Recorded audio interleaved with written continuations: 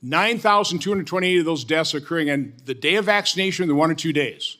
Okay, I know theirs doesn't prove causation, but man, that's a correlation we should have been looking at, but they ignored and they censored. But enough of that.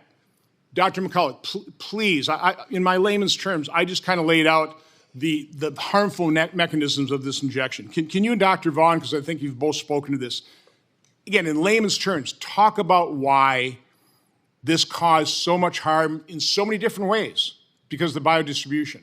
Dr. McCullough.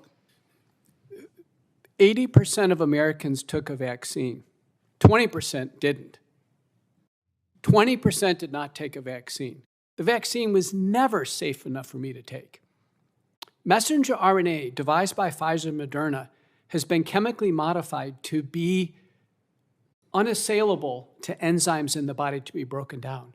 The messenger RNA is found in the human heart of people who die after the vaccine. It's found in the brain. The spike protein is found everywhere in the body. 3 studies now show the spike protein is circulating in the blood for 6 to 9 months after people take the shot. This part of the virus, the lethal part of the virus, in the vaccinated, it's circulating in the blood. And then they take a booster, they get more circulating in the blood. It is a killer protein. It cannot be safe. It was not safe by design. Safety trumps efficacy. We cannot tolerate false drug claims. And we saw a poster behind Senator Blumenthal making a false drug claim that vaccines saved millions of lives, specifically the COVID vaccine. Well, let's take a look at that. When someone signs consent for a vaccine, Senator Blumenthal, does the consent form say it's going to save their lives? Of course it doesn't.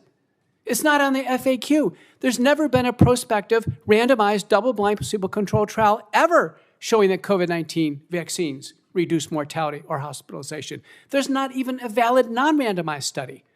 Thankfully, COVID mortality went down for 3 reasons. Because we all got the infection, vaccinated and unvaccinated, so we developed population natural immunity. We developed early treatment. Credit to Operation Warp Speed. We used all the Operation Warp Speed tools, additional drugs. We treated patients with multi-drug protocols at home so they don't go to the ER.